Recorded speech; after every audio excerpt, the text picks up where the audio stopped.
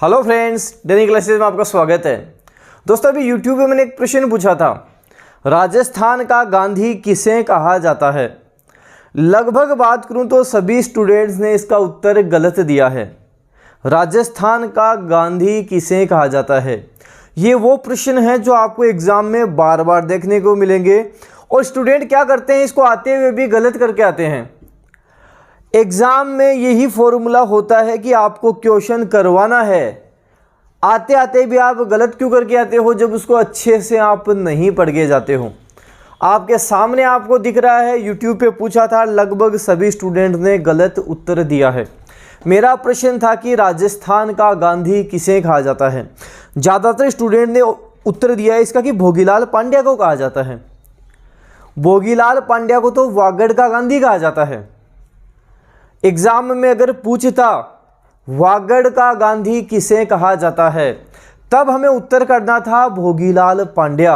आपसे पूछा गया है कि राजस्थान का गांधी किसे कहते हैं। राजस्थान का गांधी गोकुल भाई भट्ट को कहते हैं। जब हमसे पूछा जाए राजस्थान का गांधी किसे कहते हैं, गोकुल भाई भट्ट को कहते हैं। ये जो छोटी छोटी बारीकियां हैं, जब इनको पकड़ने लग गए, इन पे काम करने लग गए, तब आपका सिलेक्शन कोई नहीं रोक पाएगा। और इन चीज़ों को इग्नोर करोगे, छोड़ोगे, तब समस्या आएगी।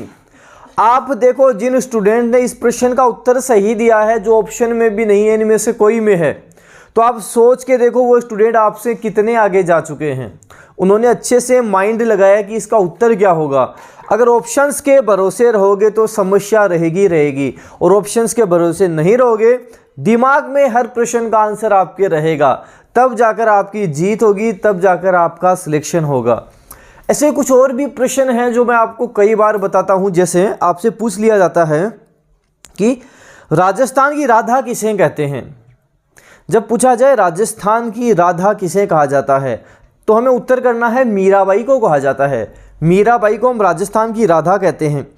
पूछा जाए कि वागड़ की मीरा किसे कहते हैं, वागड़ की मीरा गौरीबाई को कहा जाता है। वागड़ की मीरा किसे कहते हैं, गौरीबाई को वागड़ की मीरा कहते हैं। ऐसे ही पूछा जाता है कि मारवाड़ का प्रताप का अग्रगामी वह भूला बिसरा राजा किसे कहा जाता है। मारवाड़ के राव चंद्रसेन को कहा जाता है। इन्हें मारवाड़ का प्रताप कहते हैं। जैसे मेवाड़ के प्रताप है, वैसे ये मारवाड़ के प्रताप रहे हैं। प्रताप का अग्रगामी, पथ प्रदर्शक इसे हम कहते हैं। भूला बिसरा राजा इन्हें हम कहते हैं। महाराणा प्रताप को तो हम सब ध्यान रखते हैं, सबको उनके बारे में पता है, लेकिन आज हम राव चंद्रसेन को भूल गए हैं, इसलिए इन्हें भूला बिसरा राजा भी कहा जाता है। ऐसे ही पूछा जाता है आपसे कि आदिवासियों का मसीहा किसे कहते हैं। जब ये प्रश्न आता है कि आदिवासियों का मसीहा किसे कहते हैं, मैं ऑप्शन देता हूं गोविंद गिरी, और ज़्यादातर के उत्तर गोविंद गिरी ही मिलते हैं। ज़्यादातर स्टूडेंट गोविंद गिरी ही उत्तर देते हैं। लेकिन जब आपसे पूछा जाए कि आदिवासियों का मसीहा हम किसे कहते हैं, तब आपको मोतीलाल तेजावत उत्तर करना है। आदिवासियों का मसीहा कहलाते हैं मोतीलाल तेजावत कहलाते हैं। मोतीलाल तेजावत को हम आदिवासियों के मसीहा कहते हैं। ध्यान रख लो, अच्छे से माइंड में फिट कर लो, कई बार एग्जाम में प्रश्न पूछा गया है। राजस्थान का जलियांवाला बाग हत्याकांड कहलाता है। इसको भी स्टूडेंट अलवर का निमोचना हत्याकांड करते हैं। लेकिन आपसे सीधा सीधा सिंपल पूछा जाए, राजस्थान का जलियांवाला बाग हत्याकांड कहलाता है, आपको सीधा ही उत्तर करना है मानगढ़ हत्याकांड। राजस्थान का जलियांवाला बाग हत्याकांड कहलाता है, मानगढ़ हत्याकांड कहलाता है। सीधा ही पूछा जाए, यही उत्तर करना है। गांधी जी ने किसको कहा, गांधी जी ने अपने यंग इंडिया में किसको कहा, अगर आपसे इस तरह पूछा जाए, तब आपको अलवर का निमोचना हत्याकांड उत्तर करना है। तो प्रश्न को जब बारीकियों से समझकर चलोगे, तब कोई गलती नहीं होगी, एक्यूरेसी अच्छी रहेगी, सिलेक्शन हो जाएगा। और जब इन बारीकियों से दूर जाओगे, ऊपर से पढ़ोगे, तब जाकर आपकी समस्या होती है। और प्रश्न बताता हूं, जैसे शेर ए राजस्थान किसे कहा जाता है। शेर ए राजस्थान किसे कहा जाता है। जय नारायण व्यास को शेर ए राजस्थान कहा जाता है। जब आपसे पूछा जाए शेर ए राजस्थान कहा जाता है? जय नारायण व्यास को कहा जाता है। और ऐसे ही आपसे पूछा जाए हल्दी घाटी का शेर किसे कहा जाता है? हल्दी घाटी का शेर हम किसे कहते हैं? तब आपको उत्तर करना है महाराणा प्रताप को कहते हैं। हल्दी घाटी का शेर तो हम महाराणा प्रताप को कहते हैं। तो ये जो छोटी छोटी बारीकियां जो स्टूडेंट पकड़ेगा, जो इन पे ध्यान देगा, वो बड़ा आगे जाएगा, वो सिलेक्शन ले जाएगा। और जो छोटी छोटी बारीकियों को इग्नोर करेगा उसके समस्या आएगी। और प्रश्न देश हैं, राजस्थान दिवस कब मनाया जाता है? एक पूछते हैं कि राजस्थान दिवस कब बनाते हैं, एक राजस्थान स्थापना दिवस कब बनाते हैं। राजस्थान दिवस 30 मार्च को मनाया जाता है। राजस्थान दिवस हम 30 मार्च को मनाते हैं। राजस्थान स्थापना दिवस 1 नवंबर को मनाते हैं, क्योंकि 1 नवंबर 1956 को राजस्थान का एकीकरण पूर्ण हो गया था। राजस्थान का एकीकरण कंप्लीट हो गया था। 26 जिले बने थे, 26वां जिला अजमेर बना था 1 नवंबर 1956। इसलिए 1 नवंबर को हम राजस्थान स्थापना दिवस मनाते हैं। प्रश्न अच्छे से देखो, पूछा क्या गया है उस पर ध्यान दो। राजस्थान दिवस 30 मार्च, राजस्थान स्थापना दिवस 1 नवंबर 1956। ऐसे पूछा जाता है बागोर की हवेलियां कहाँ हैं? बागोर की हवेलियां कहाँ हैं? भीलवाड़ा में है, उदयपुर में है, कहाँ पे है? बागोर की हवेलियां उदयपुर में हैं। बागोर की हवेलियां उदयपुर में हैं। बागोर की सभ्यता भीलवाड़ा कोठियारी नदी के किनारे। पूछा जाए बागोर की सभ्यता, उत्तर करेंगे भीलवाड़ा कोठारी नदी के किनारे। बागोर की हवेलियां, उत्तर करेंगे उदयपुर, झीलों की नगरी उदयपुर।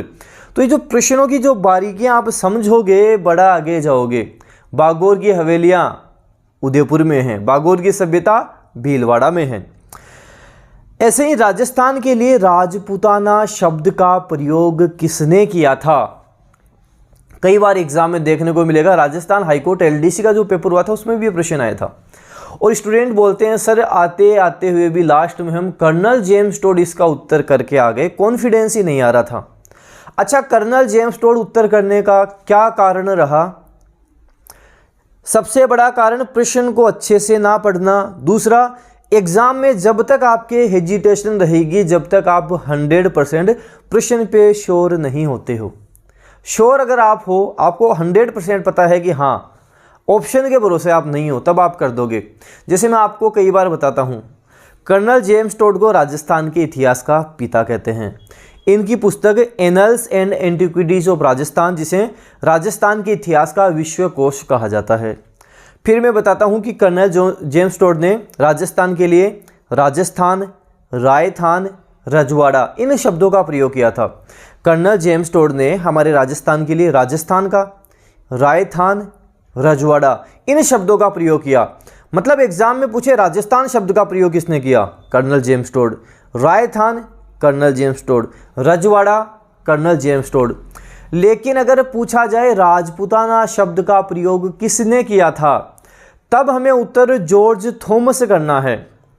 राजस्थान के लिए राजपूताना शब्द का प्रयोग जॉर्ज थॉमस ने किया था। इनके अधीनस्थ काम करते थे विलियम फ्रैंकलिन।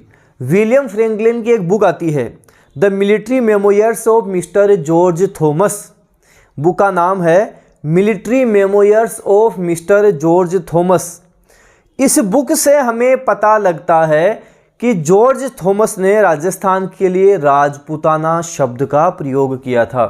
तो अगर डिटेल में आपको आएगा तब तो उत्तर सही जाएगा, डिटेल में नहीं बता पाओगे तब हमारे समस्या आती है। और ये समस्या कम पढ़ने पे, अच्छे से ध्यान ना देने पर आती है। अच्छे से पढ़ना ही पड़ेगा। कम पढ़ो लेकिन अच्छा पढ़ो।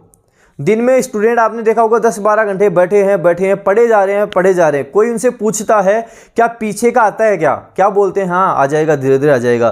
कई स्टूडेंट करते हैं लिखते जाते हैं। उनसे पूछते हैं जो लिख लिया वो सारा याद है क्या, आता है क्या? याद तो बाद में कर लेंगे। मतलब लिख के पूरा भंडार भर देंगे, याद नहीं करेंगे। याद तो हम बाद में कर लेंगे। एक सिंगल भी प्रश्न उनमें से पूछ लेंगे, नहीं बता पाते हैं।